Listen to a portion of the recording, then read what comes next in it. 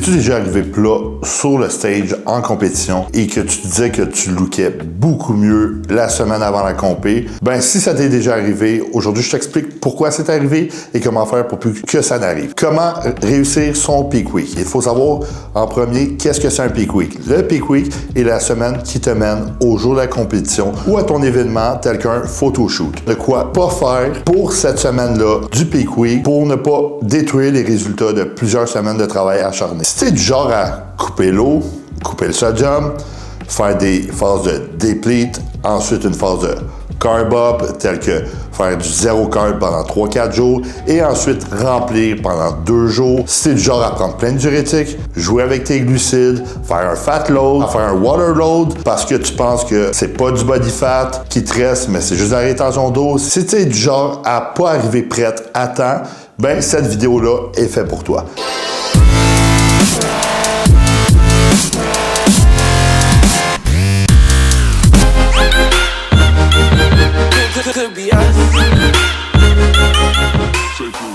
Dans le fond, je t'explique un peu, moi, comment je fonctionne avec mes peak week pour pas les manquer. En premier lieu, il faut que tu t'assures d'être prêt 2 semaines avant la compétition. Pourquoi? Parce que 2 semaines avant la compétition, si tu es prêt, tu ne retiendras pas de rétention d'eau. Par la suite, les seuls facteurs que tu as à contrôler est la gestion du stress. En premier lieu, à 2 semaines de la compétition, tu es prêt pour ton show. Ton show, tu sais qu'il est dans 2 semaines. Alors, qu'est-ce que je fais? Premièrement, tu vas commencer à réduire tout ce qui cause une augmentation du stress, tels que les brûleurs de gras, le cardio, l'activité physique, tels que les steps et les méthodes d'intensification au gym. Comment tu fais ça? Ben, une étape à la fois. Exemple, 2 semaines avant la compétition, tu commences à réduire tes brûleurs de gras un petit peu. Par la suite, 2-3 jours plus tard, tu commences à réduire ton niveau d'activité physique, etc. En fond, tu y vas un facteur à la fois, un petit peu par petit peu, et tu vas voir ton physique va s'améliorer. Tu vas durcir de jour en jour. Pourquoi? Parce que quand ton cortisol est super élevé, ben, tu retiens un peu d'eau, d'inflammation, et en réduisant tes niveaux de stress, bien ton inflammation diminue et elle disparaît et ça fait en sorte de donner un physique beaucoup plus dur. Il n'y a pas vraiment de secret magique.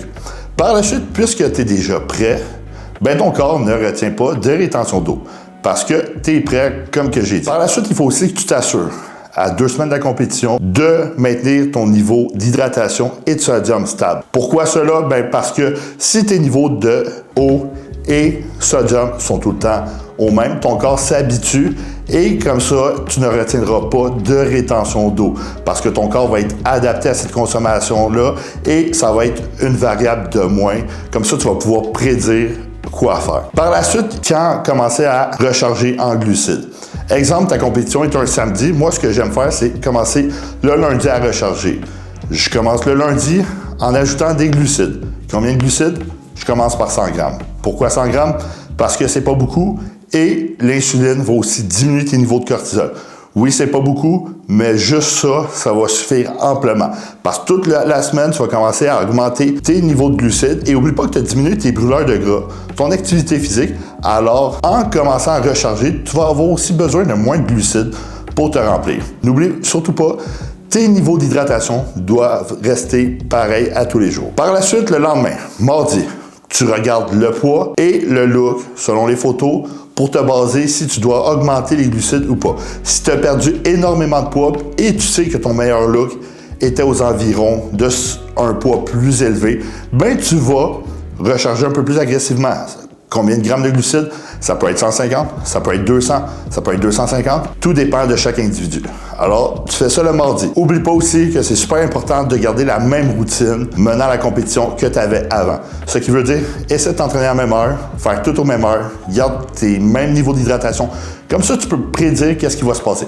Et comme on sait, les shows de bodybuilding se passent aux alentours de 9h, 10h, 11h du matin, tout dépendant de quand tu vas passer. Moi, je m'entraînerai dans ces heures-là. Comme ça, tu vas pouvoir prédire le look que tu vas avoir sur le stage. Par la suite, côté entraînement, un 30 à 40 minutes, c'est suffisant. Qu'est-ce que je vous recommande de faire? Ben moi, comment je split ça? Exemple, lundi, je fais un push en pompe, ce qui veut dire, garde tout le temps minimum 5 répétitions in the tank. Ce qui veut dire, va jamais à l'échec musculaire, fais pas de méthode d'intensification, fais juste pomper le muscle, envoyer du sang pour envoyer les nutriments dans les muscles, faire bouger tes glucides. Par la suite, mardi, tu fais un pull. Si jamais tes jambes, c'est une faiblesse. Normalement, les gens arrête de faire des journées de jambes 2 semaines avant, mais moi, je te recommande pas ça.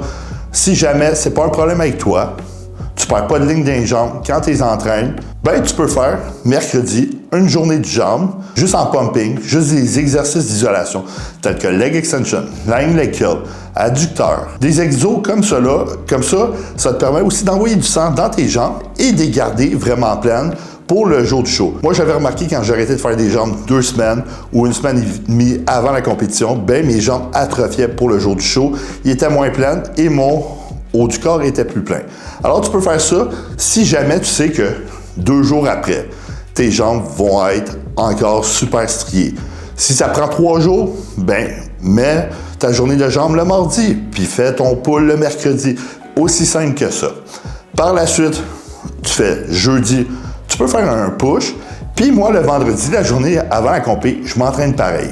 Pourquoi? Parce que je suis habitué de m'entraîner et c'est dans ma routine, ça fait aussi bouger le sang.